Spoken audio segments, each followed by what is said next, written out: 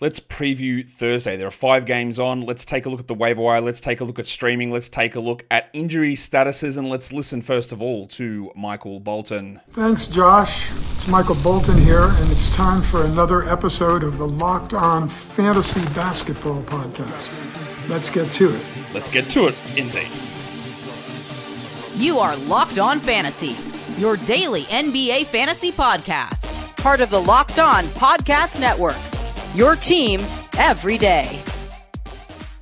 Hello and welcome to the Locked On Fantasy Basketball Podcast, brought to you by Basketball Monster. My name is Josh Lloyd, and I want to let all of the Locked On Fantasy Basketball family know that after today's episode with Michael, I plan to take a break from the pod just to focus on getting my body right, get mentally right, and to help our squads make a push towards our goal to finish the season out and give ourselves a chance to be in contention to compete.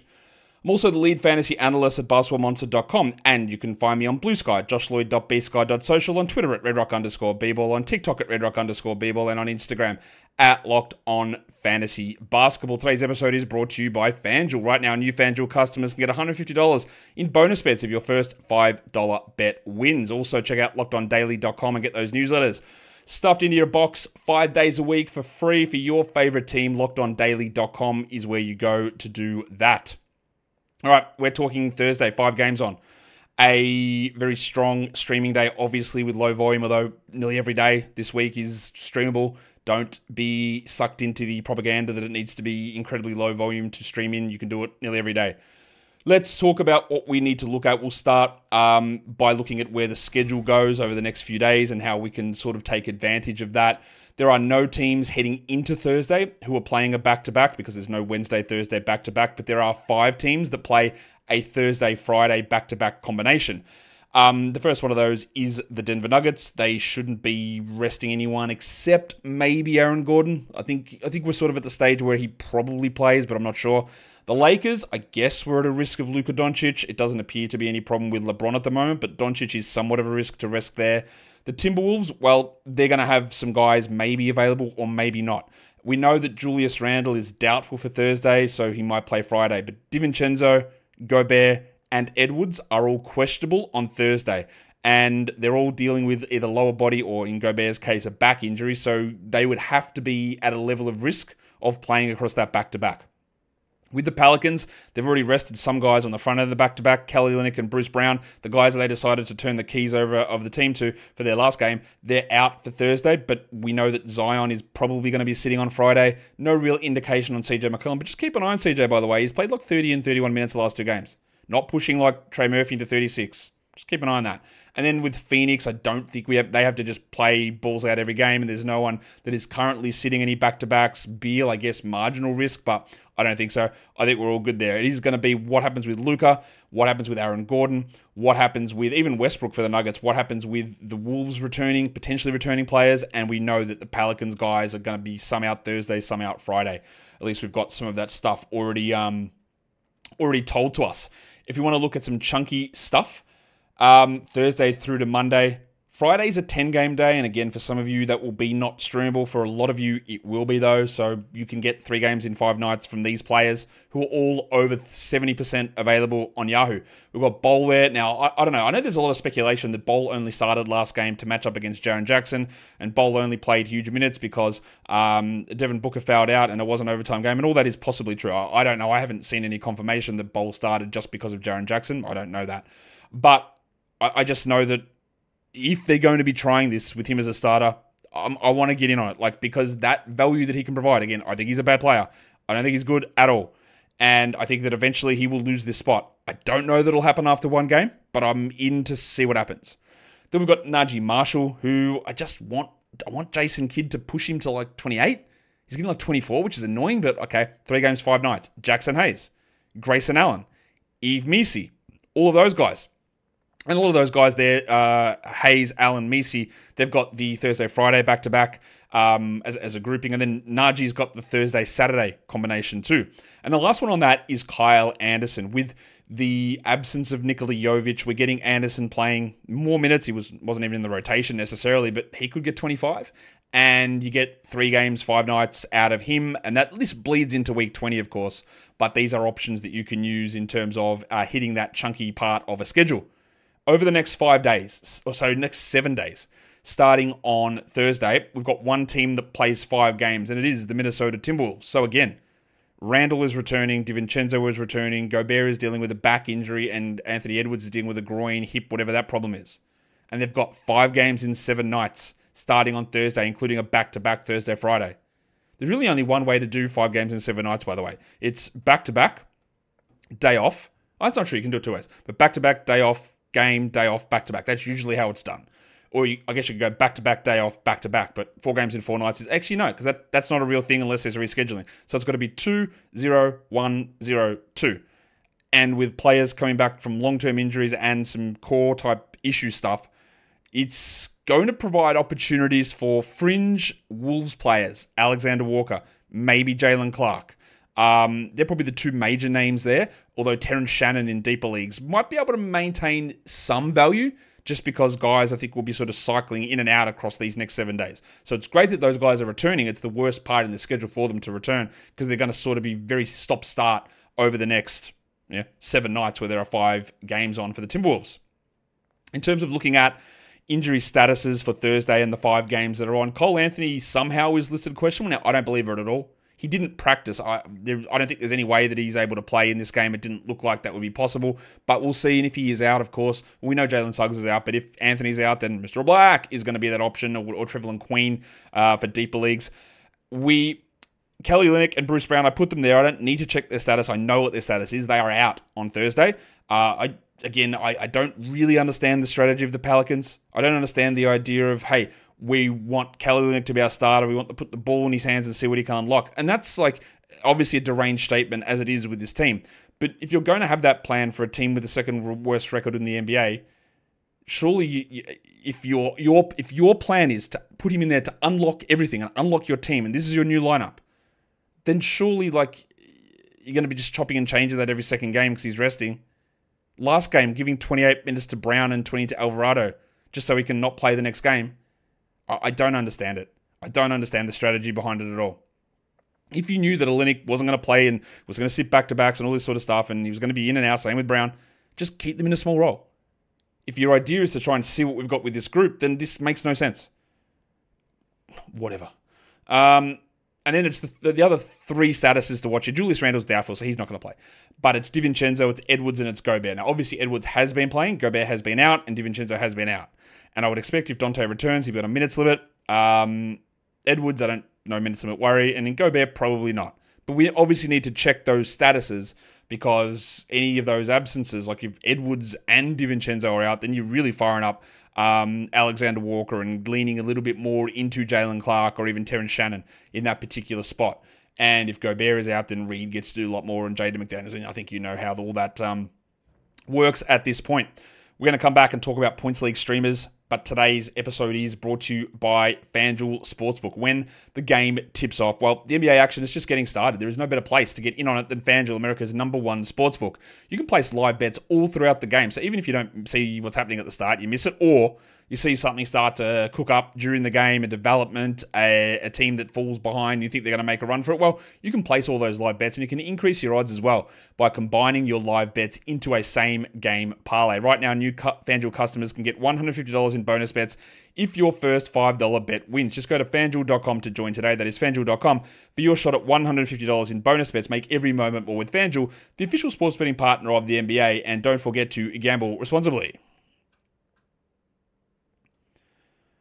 Okay, so that enables us now to move into talking about Points League streams. We'll start with Yahoo Points League. Yahoo Points League streaming, again, hitting those different roster percentage thresholds so we can cover a lot of different league types and league sizes and names. One of the things, and then this is not me complaining about the things that I do, but one of the things that I think that it's important for listeners and viewers to pay attention to when I do these sort of shows and talk about it. I can talk and I can set specific strategies or specific thresholds for roster numbers or who's a waiver wire guy, who's a stream guy. I can set all that to try and incorporate as many players and as many fantasy users as possible. But I can't hit your specific league on the nose. So one of the risks, it's not even a risk, but one of the issues with watching or listening and just blindly following something that I put out is that There might be a guy that sits at 66% rostered who's available in your league, but because I've set a threshold here, I don't include him on this list, but you pass over it. I don't have any ability to say every single player, every single day, what they're doing. That's what Basketball Monster is for. That's what we do the daily projections for, to show all that stuff and show who's available in your league specifically. All I'm saying is that when I say this waiver wire guy or this stream guy, is look at it, consider it, put it in your head, go and have a look, see if it makes sense. But take a look at what other names are around. And if there's a name that you go, why didn't Josh talk about this guy? Drop it into a chat, drop it into a comment. Someone, me, somebody else, who knows, might reply to it and see exactly whether that guy fits or not. But these lists aren't exhaustive because they can't be. I can't give 200 players every day that cover every single possible outcome. In saying that, let's look at Yahoo Points League streaming options. And this one could go awry. It's incredibly risky. The chances or the confidence I have in Bol is incredibly low. But I'm projecting him for like 24 minutes for tomorrow. It could be 10. It could be 30. I don't know. But he's still available in over 80% of leagues on Yahoo. And if Bol gets 24 minutes, I'm pretty sure he's going to be one of the most viable options to use in streaming on Thursday. Yves Missi sits at under 30% rostered. Fair enough. There is going to be no Kelly Olynyk in the next game. And not that Olynyk necessarily impacts Missi in a huge way. It just means that there's opportunities for Makovic to play at the 4 versus taking minutes at the 5. Not that he's cutting in that much to Missi, but Yves at this point is he's fine. Najee Marshall, under 20% rostered. Just if Jason Kidd just nudges it to 28, we're good. We're much better. He bumps up even further. But even in the role that he's currently playing, he's useful enough there. Same with Grayson Allen. Now, Allen has pop-off ability. He scored, I think, 20 points last game. Real-life points, not even fantasy points. Now, he could do nothing, but he's got opportunity. And then for deeper leagues, we go to Nick Smith, who, again, he's bad. But there's always a chance that he shoots more than 33% in a game. Maybe you get a lucky one and get 44. And then he has 15 points. And he has 30 fantasy points. That's possible. And then for very deep leagues, under 5% rostered, Mason the Cockroach Plumlee. I'm not sure that 30 minutes out of Plumlee, which is what we got in the last game, is really the strategy that Mike Budenholzer is going to go with. It might be, though. I don't know. He is chopping and changing every minute, every game. There's something different happening. So for deeper leagues, like a guy that you know is at least going to be in the rotation, and based on what we saw last game, there is at least upside of hitting 30 minutes, you've got to at least consider Mason Plumlee, which is not something that I like to say. For ESPN points leagues, a lot of the names are pretty similar. Especially at the top of that list, there's Bol, there's Najee Marshall, Yves Missi, but you'll see that Marshall's a little bit ahead of Missi based on the ESPN scoring format. And then Grayson Allen there. But these guys are all available in a lot of different spots. The deeper league guys, and one of those names there is really going to rise up depending on individual injury statuses, they're different here.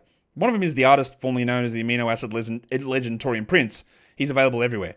And he is starting for the Milwaukee Bucks, and I expect that he keeps starting. Now, he's not going to blow us away most likely, but the categories that he excels in are threes, and there is a bonus for that in ESPN points, and steals, and that's an elevated value there as well. So while I wouldn't consider him close enough in that Yahoo spot for ESPN and available like everywhere, he's at least somewhat interesting here in this position to consider as at least a one-day stream. The other one is Nickeil Alexander-Walker, who's still available in a lot of different spots as well, but I detailed that already. Maybe you might have DiVincenzo back, Edwards and Gobert all playing. You might. But they could all not play. And Alexander Walker's been good enough, putting up solid numbers in situations where Gobert, DiVincenzo, and Randall have been out. So there's a little bit of value there for Nickeil. Plus, there's a Thursday, Friday back-to-back for the Wolves, which would help him as well. So he's in that mix. Let's start by talking some category league streamers. And we'll go into the scoring type categories. The points and threes is where we'll start. So who's going to be those players? Again, they are a tightly correlated group. Grayson Allen is the number one guy we take a look at there, followed by Moses Moody. John Kuminga remains out for the Warriors. He is going to come back soon, but Moody, that keeps him 28, 29 minutes at least for one more game and maybe more. And his upside is low, Moody, but 14 and 3 threes is probably a realistic sort of target for Moody here. The other one is Nick Smith Jr., and again, he will hurt your field goals. But could he have 16 with 3 threes? Yes. But yeah, could he have 9 with 3 threes? Also, yes. Could he shoot 11%? Yeah. But the value of minutes and maybe touches and the fact that he scores without doing anything else is why we're targeting him in this one. And the other one there is Royce O'Neal. Now, O'Neal barely played last game. For the Suns, they went with more of Bol and more of Allen. So they are, again, they're mixing, matching, chopping, changing. Does O'Neal get back and play 30 minutes? Does he stay at 25? I don't know. But he's, again, we feel confident in his role, but I don't because they keep changing it. But I feel confident that he's going to be in the rotation at least, and we'll see sort of what they do with it. The other two there are deeper league ones. It's Big Boom AJ Green, who's played like 30 minutes each of the last 2 games. More minutes than Gary Trent. They've taken Andre Jackson out of the rotation, and he doesn't do anything else, AJ Green. He shoots threes, which of course turns into points. So he is an upside play there. And the other one is Jordan Hawkins. There's no BJ Boston. There's no Bruce Brown. There's no Kelly Olynyk. Hawkins, again, can't do anything else. Well, it's not true. He can hit some free throws. But could he play 25 minutes here? Could he get 14 points and 3 threes, similar to these other guys being available everywhere? Yeah, it is possible. Plus, they have a back-to-back as well. No idea when we're getting BJ back as well. Like, Boston's been out for a long time with this ankle injury, so Hawkins is sort of taking all of those bench guard minutes. Yeah, there's Jose Alvarado, but they do play different roles. But Hawkins, again, this is deeper league, desperation-y, points and threes type streaming, and he's in the mix for that, for sure. Today's episode is brought to you by Robinhood Gold. With Robinhood Gold, you can now enjoy the VIP treatment, receiving a 3% IRA match on retirement contributions. The privileges of the very privileged are no longer exclusive. With Robinhood Gold, your annual IRA contributions are boosted by 3%. Plus, you also get 4% APY on your cash in non-retirement accounts. That is over 8x the national savings average. The perks of the high net worth are now available for any net worth. The new gold standard is here with Robinhood Gold. To receive your 3% boost on annual IRA contributions, sign up with Robinhood.com/gold. Investing involves risk. Rate subject to change. 3% match requires Robinhood Gold at $5 a month for 1 year from the first match. Must keep funds in IRA for 5 years. Go to Robinhood.com/boost. Over 8x the national average savings account interest rate claim is based on data from FDIC as of November the 18th, 2024. Robinhood Financial LLC, member SIPC. Gold membership is offered by Robinhood Gold LLC.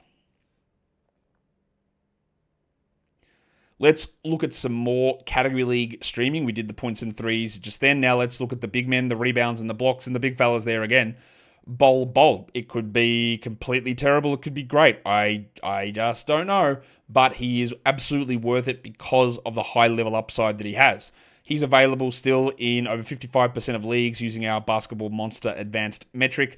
Then you go to Carlo Makovic, who should do more with Kelly Olynyk out.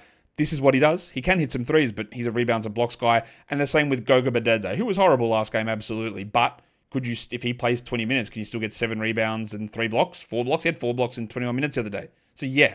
Now you don't want to trust him. You don't want to hold on to him. You don't want to wait and see, well, maybe they change it. No, he's about just sort of streaming in for the individual categories when it's important.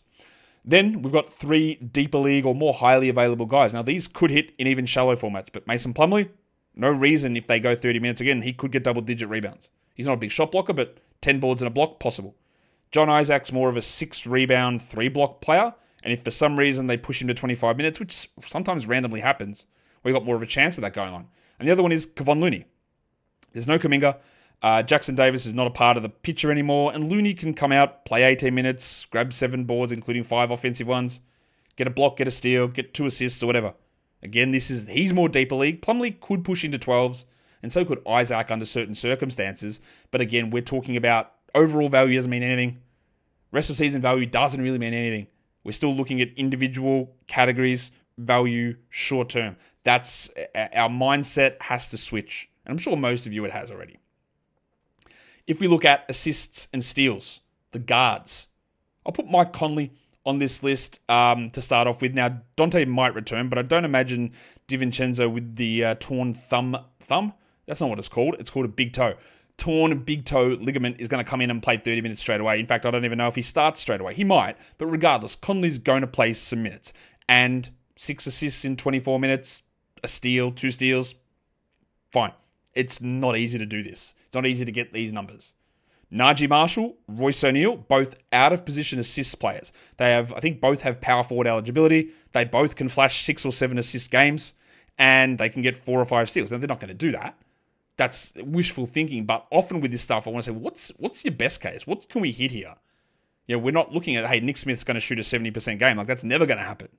But could Najee get 4 assists? Could Royce get 5? Could they add 3 steals? Yeah, possibly. Grayson Allen, again, a guy that can handle the ball a little bit, the guy that can trip over a little bit and get a couple of steals. 5 assists, 2 steal upside? Sure.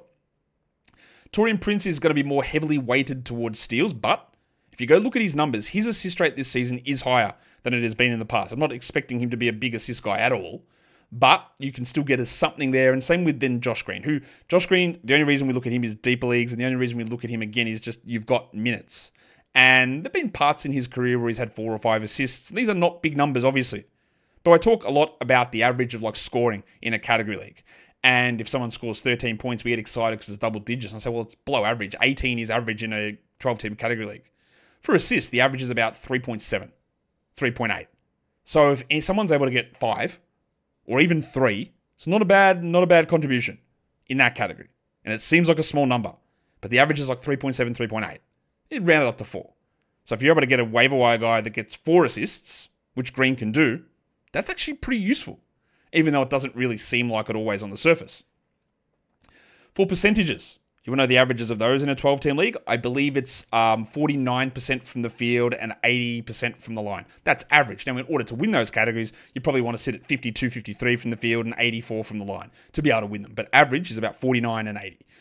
3 field goal percentage names. Jackson Hayes could easily be a 100% guy. Mason Plumlee, easily be a 100% guy. Kevon Looney, maybe not a 100% guy, but a 60 to 70% guy on any given night is possible, and there are different levels of rostership for those 3 players. For free throws, again, we are seeing this detailed every time we do this show, is that free throw percentage is actually a lot easier than what you may think to get guys off the waiver wire. And yes, they are not necessarily 8 or 9 free throw attempt players, but they're not terrible. And free throw percentage is sneaky. It's a sneaky low volume category during a week. Now, blocks and steals are the lowest low volume categories. You can win blocks during the week with like 35. You can win steals with like 45 some weeks. They're low volume. But free throws, your team, go and have a look at your team's free throw attempts last week. It's like 150 maybe. It's not many. And that's like, I know that seems like it's a super high number, but yeah, when you're hitting like 110, like it's really not compared to points or assists or anything like that. I believe the average free throw attempts per game for a fantasy week matchup, standard league stuff, is like, I think it's like 3.8 attempts per game, 3.6 attempts per game, per game played. So about the same sort of volume as assists. And then we know free throw percentage is the one that can swing either way because of ups and downs and negatives, whereas accumulation categories like assists and rebounds, you can never lose off them. If you get an assist, the player the next game can't come out and get a negative assist to take that one away. So those volume stuff when you compare the free throw volume versus field goal volume, I think it's like 3 or 4 times the difference. And so the swingability of those categories is higher. I don't even know what I'm going on about. That's probably, you don't need to know that stuff. Now, you know that I did the streaming strategy show in the All-Star break and put out a bunch of averages and theoretical ways that these numbers can play out. And what I decided that every week from now until the end of the season, I was going to pick some names and plan out how we could use that and see how the real life numbers would compare. So this week, we've done that. I've done multiple different ways of doing it through 1-slot streaming or 2-slot streams, players to drop and players to add. So our next add move was, again, and I am going to change this next week, but this week I said, hey, Friday's a 10-game day. For a lot of you, not streamable. I'm going to up that threshold next week to make 11 games the stream cutoff, not 10. Irrespective. So my original plan at the start of the week was Friday's a 10-game day, probably not a streamer. So if you want to hit it, you go Thursday and Saturday. You pseudo back-to-back around a 10-game Friday.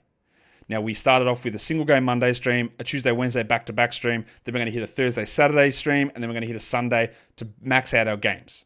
So if we're looking at that Thursday, Saturday stream, I've got 2 different ones there. Someone who's at least under 30% on Yahoo and someone who's at least under 45% on Basketball Monsters advanced number. And the 2 names that come up who play Thursday and Saturday for me there are Najee Marshall and Moses Moody. Now, Moody on Saturday might get hit if Kuminga returns, but I think there's enough in him to consider there. Now, if you've got the ability to do a Thursday, Friday back-to-back stream, 2 of the names that I want to put out there are Bol and Jackson Hayes as back-to-back streams Thursday, Friday, who you might want to use. But the ones that I'm going to be tracking as part of my streaming tracking idea is Najee Marshall and Moses Moody. I'm not here telling you that they're going to be the right options for you.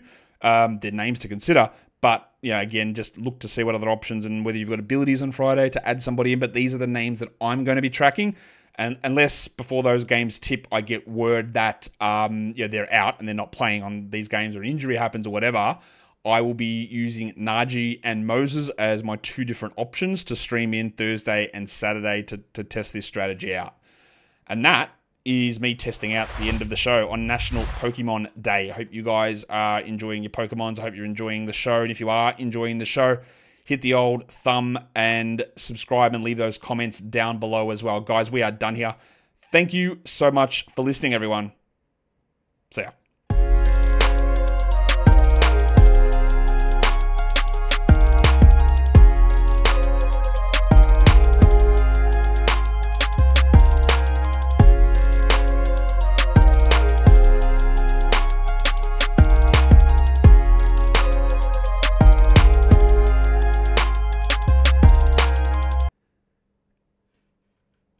In case you weren't aware, the intro to the show was a joke. Just in case.